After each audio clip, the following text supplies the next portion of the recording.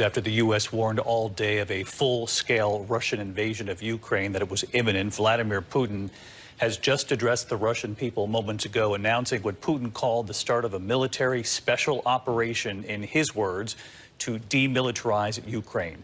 That Russia would bring in troops. He told Ukrainian troops to lay down arms and go home. Putin warned outside countries not to interfere. A Russian military operation, it would appear, is now underway. More than 150,000 Russian troops had been surrounding Ukraine for days now, surrounding the borders in the north, the east, and the south. The senior U.S. defense official had already reported the troops were uncoiled. They were ready all day. There were several ominous developments leading up to this tonight from Vladimir Putin himself. Russian state media now reporting that those two separatist regions inside Ukraine that Vladimir Putin declared as independent, that they were now requesting military help from Vladimir Putin and the Russian military in taking on Ukrainian forces. Of course, this was exactly what the U.S. and the West believed Putin would do, that Putin would use a request for help like this, one as a pretext or reason for moving in to explain any large-scale invasion. I want to bring in our senior foreign correspondent, Ian Pannell, who's been reporting live from Kyiv for several weeks now. And Ian, you reported moments ago that you have heard some noise already off in the distance. Yeah, the distinct sound of explosions on the horizon here in Kiev. We've heard at least four what appear to be strikes lighting up the night sky just in the last really 10 minutes or so. As you say, it looks like the darkest day has come to pass following this speech by Vladimir Putin. We decided to launch this special military operation, calling on the Ukrainian military to lay down its arms, talking about the denazification and demilitarization of Ukraine. I mean, judging by those words, this appears to be the worst case scenario, potentially. We have to wait and see. Not just forces moving into the east to these rebel-held areas, but potentially moving on other parts of the country. This seems to be a much larger ambition. It's no longer just about the Donbass, this industrial heartland in the east of the country. It doesn't really seem to be just about Ukraine per se. He again warned foreign countries not to interfere. He talked about NATO expansionism. And I think there you have it, really, what Vladimir Putin is really concerned about restoring the might of Russia at the expense of the people of Ukraine. The Ukrainian president has spoken 3 times over the last 3 nights. He's been very clear that he will not leave the capital, Kiev, despite being instructed to do so by the Americans, or suggested that he do so by the Americans, that he and the people will stand and fight. And that's what we've been hearing from the Ukrainian military and from people who were called up in the last few hours. They've gone from being civilians to now being soldiers having to fight on the front line. We have to wait and see what targets were struck here in Kiev. There have been reports of explosions in other areas. You know, what is the military objective here? Latest news regarding the Russian-Ukrainian crisis. Headliner: Russians Putin announces military operations in the Ukraine. Russian President Vladimir Putin on Thursday announced a military operation in Ukraine and warned other countries that any attempt to interfere with Russian action would lead to consequences they have never seen. He said the attack was needed to protect civilians in eastern Ukraine, a claim the United States had predicted he would falsely make to justify an invasion. In a televised address earlier tonight, Putin accused the United States and its allies of ignoring Russia's demand to prevent Ukraine from joining NATO and offer Moscow security guarantees. He said Russia's goal was not to occupy Ukraine. U.S. President Joe Biden denounced the unprovoked and unjustified attack of the Ukraine and said the world will hold Russia accountable. As Putin spoke, big explosions were heard in Kiev, Kharkiv, and other areas of the Ukraine. A full-blown Russian invasion could cause massive casualties and topple Ukraine's democratically elected government. The consequences of the conflict and resulting sanctions levied on Russia could reverberate throughout the world, affecting energy supplies in Europe, jolting global financial markets, and threatening the post-Cold War balance on the continent. And now my thoughts. We are going to get a very biased and warped view of what is going on. This war has been polarized politically by the left and right. And I'm going to speak at length about the hypocrisy of both the Democratic Party and the Republican Party when it comes to war.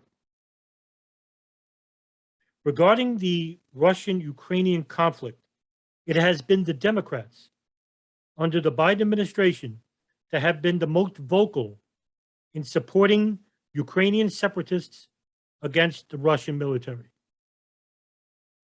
while the Republicans have been adamant in regards to not engaging in a military conflict with Russia. The hypocrisy lies with both parties because while the conservatives or the Republicans have been speaking out against a Russian invasion, they have been fully in support of an invasion of China. But first, let's talk about the hypocrisy of the Democrats. A little bit about the background of the Russia and Ukrainian conflict, in which I'll be speaking regarding numerous articles and websites, which I'll be getting most of my information from. I will be putting some of those links in the description. In March and April of 2021, Russian President Vladimir Putin ordered the Russian military to begin massing thousands of personnel and equipment near its border with Ukraine and in Crimea, representing the largest mobilization since the annexation of Crimea in 2014. This had precipitated an international crisis and generated concerns over a potential invasion. The troops were partially withdrawn by June of 2021, but the crisis was renewed in October of 2021 when over 100,000 Russian troops were again massed around Ukraine on three sides by December. The ongoing crisis stems from the protracted Russian-Ukrainian war that began as an unrest in early of 2014.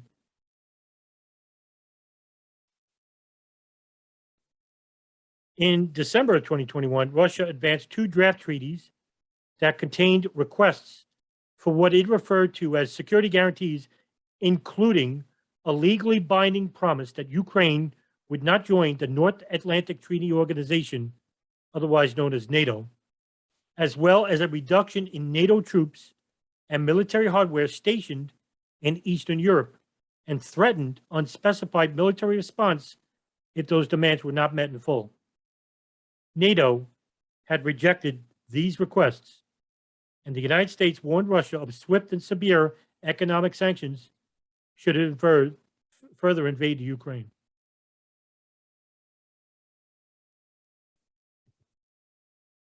On February 21st of 2022, just 2 days earlier, Russia officially recognized the two breakaway regions in eastern Ukraine, the Donetsk People's Republic and the Luhansk People's Republic, as independent states, and deployed troops to Donbas, which is located in the southeastern part of the Ukraine, and which some of those territories is occupied by two separatist groups in the course of the Russian-Ukrainian War, which are called the Donetsk People's Republic and the Luhansk People's Republic. The breakaway republics were recognized in the boundaries of their respective Ukrainian oblasts, which extend far beyond the line of contact. And on February 22nd, just yesterday, Putin said that the Minsk agreements, which are basically a series of international agreements which sought to end the war in the Donbas region of the Ukraine, were no longer valid. And on the same day, the Federation Council unanimously authorized the use of military force in these territories against the separatists in the region, which led to the Russian military intervention in the disputed territories. So why does the United States care? What do they care about what's going on in the Ukraine? Why is the Democrats, the establishment Democrats, having such a vested interest in what is happening in the Donbas region? Well, according to Zach Dorfman, a national security correspondent who wrote an article for Yahoo News, he wrote that the CIA was overseeing a secret intensive training program in the United States for elite Ukrainian special operation forces and other intelligence personnel, according to 5 former intelligence and national security officials familiar with the initiative. The program, which started in 2015, a year after the start of the Russian-Ukrainian war. The program is based at an undisclosed facility in the southern United States. The CIA-trained forces could play a critical role on Ukraine's eastern border, where Russian troops have massed in what many fear is a preparation for an invasion into disputed territories. While the covert program run by paramilitaries working for the CIA's ground branch, now officially known as Ground Department, was established by the Obama administration after Russia's invasion and annexation of Crimea in 2014, and which was expanded under the Trump administration, the Biden administration has further augmented it, said a former senior intelligence official. By 2015, as part of this expanded anti-Russian effort, CIA ground branch paramilitaries also started traveling to the front in eastern Ukraine to advise these counterparts there, according to a half-dozen former officials.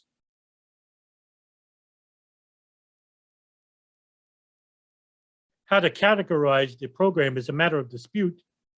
The U.S. over 3 presidents have debated whether to provide military assistance to the Ukraine and how much.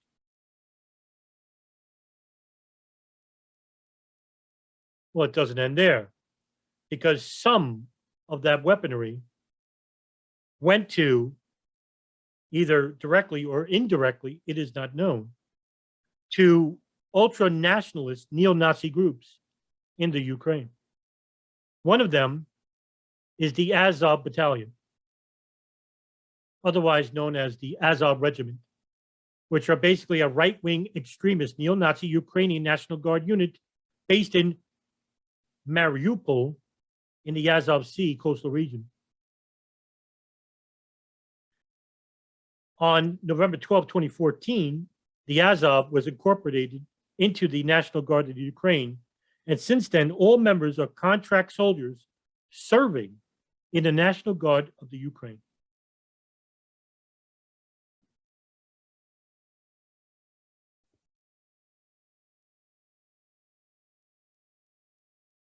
There are reports of war crimes attributed to the Azov Battalion, and they are described as a far-right militia with connections to neo-Nazism. And the group insignia features the Wolf's Angel, which is a German heretic charge inspired by historic wolf traps worn by the SS. Azov soldiers have been observed wearing Nazi-associated symbols on their uniforms. And in 2014, the German ZDF television network showed images of Azov fighters wearing helmets with swastika symbols.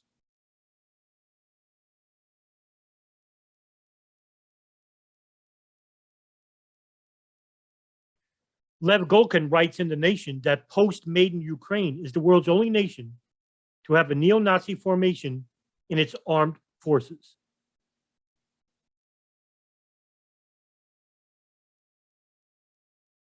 I find it interesting that the Democratic left, the left, establishment left, will call the Republicans and anybody who is against the U.S. defense of Ukraine as racists. Meanwhile, whether they realize it or not, they are in defense of racists and military supporting them under a CIA covert operation.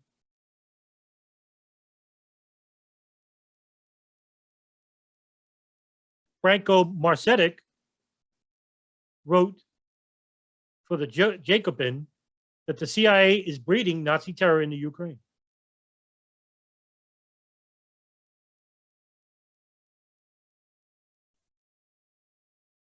Now, this is not new because the CIA has a well-documented history of backing extremist groups as part of a foreign policy misadventure, whether it's in Central America, Cuba, Syria, Libya,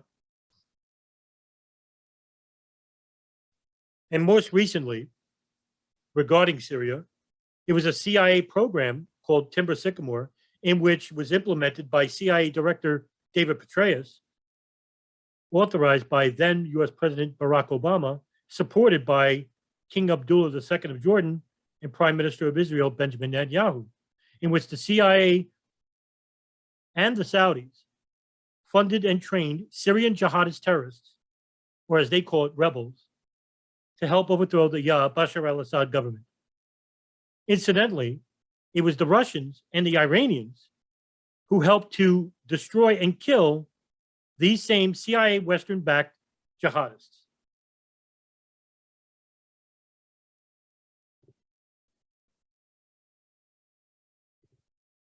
Antony Blinken, the Secretary of State, basically went on CNN's Wolf Blitzer. And when the comparison was made about the annexation regarding Israel and the Gaza Strip and the Russian and disputed territories in the Ukraine, Blinken stated this. The Trump administration, as you know, also recognized Israeli sovereignty over the Golan Heights, which Israel captured from Syria back in 1967. Will your administration, the Biden administration, continue to see the Golan Heights as part of Israel? Look, leaving aside the legalities of that question, as a practical matter, the Golan is very important to Israel's security. As long as Assad is in power in Syria, as long as Iran is present in Syria, militia groups backed by Iran, the Assad regime itself, all of these pose a significant security threat to Israel. And as a practical matter, the control of the Golan in that situation, I think, remains of real importance to Israel's security. The hypocritical stance of Blinken is that he denies Russia and the strategic importance of the disputed territories in Crimea, but claims that Israel has every right to annex the Gaza Strip because it is a strategic advantage for them. And there are people that say that Russia controls Congress. Now, onto the Republicans and the hypocrisy of the red. Yes, they do speak out against the conflict in Russia. However, earlier today, Donald Trump, the former president of the United States, went on the Clay Travis and Buck Sexton show, which is a conservative talk radio program, and basically stated that China, if he were president, the U.S. would be engaging in war with. Trump was quoted as saying, China is going to be next and would absolutely be going after Taiwan. He then went on to accuse the Biden administration of being weak and assured the hosts, Travis and Sexton, that an invasion would never have happened under his presidency.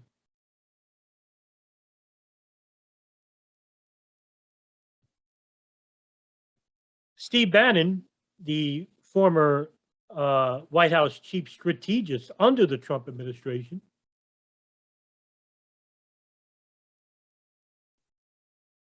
has been noted over the last couple of years to speak out against China and considering them a strategic threat and a threat to industrial democracy in the West. I'm in Rome, and what happened over the last week, I've been in Japan, the upper Midwest, in Ohio and Michigan, and now in Italy.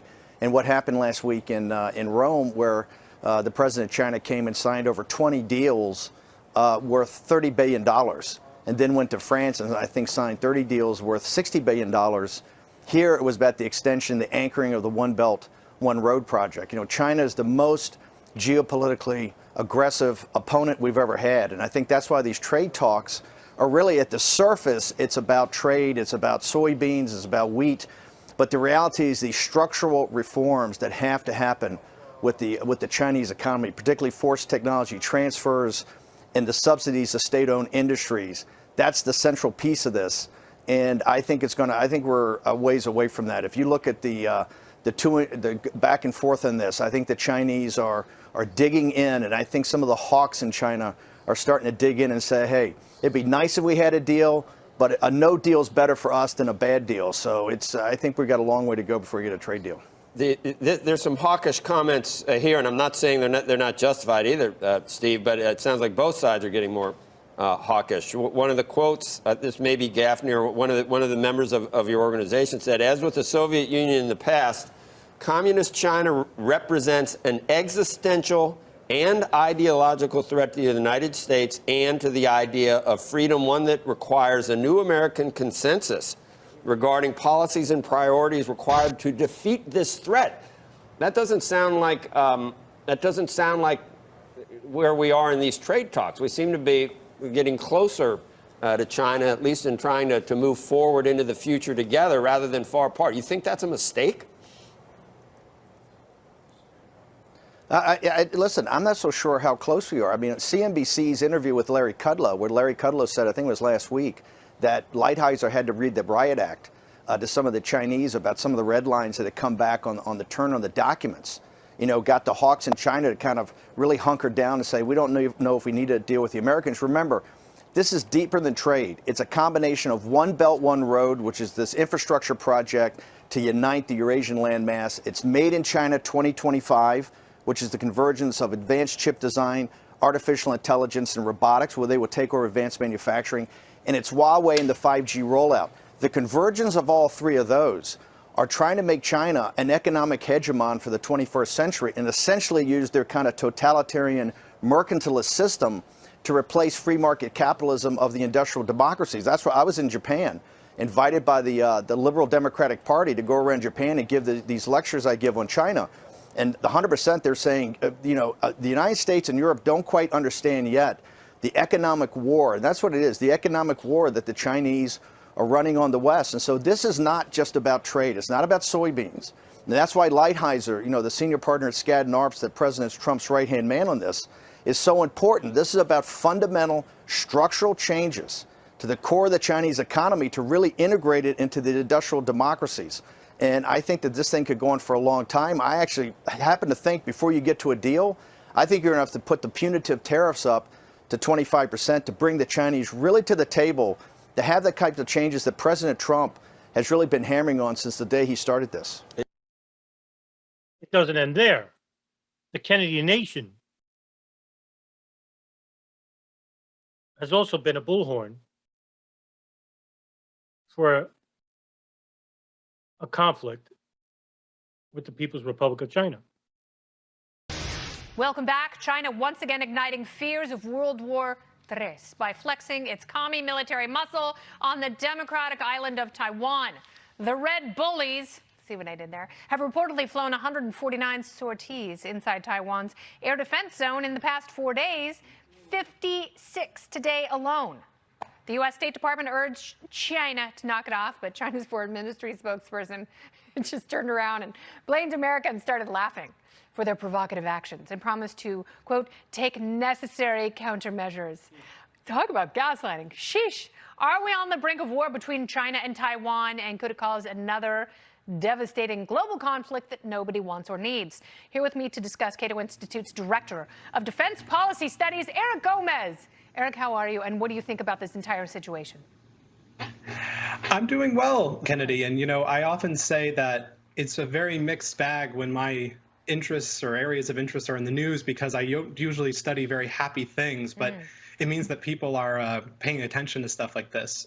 So I'm not very worried about immediate conflict, partly because these incursions have been happening for a while. My friend Gerald Brown, if you go to his Twitter account, he's been tracking the activities of these ADA's incursions since last September. And what's Is that most when they interesting really about started perking up? Yeah, so what's most interesting is that they were staying steady at a relatively low level, and then in the last few weeks or last few days, it's really gone up suddenly. So I think that's a big cause of concern right now, is why are they going up so quickly, so recently? Whether you're jumping from the left to the right to the left, the center to the left, the moderate to the right, neither side provides a winner. And unless you're part of the affluent 1%, if you have a vested interest in foreign policy, if you're part of the military-industrial complex, if you happen to be a part of the foreign lobby institutes of the Gulf, Saudi Arabia, Qatar, United Arab Emirates, Bahrain, or Israel, or if you happen to be a sympathizer who's a billionaire of the banking industry, the gun industry, the fossil fuel industry, you are on the losing side. You are made to be divisive toward one another, to believe in the misinformation coming out of Fox and CNN and MSNBC and any other national news outlet. Because while the left called for war in Russia and the right called for war in China, the people are the ones who are left fighting against themselves. And until we put down our fists, and until we quell our anger online, and until we realize that we're a part of the human race and that our existence is at threat by oligarchs, sociopaths, we are going to destroy ourselves.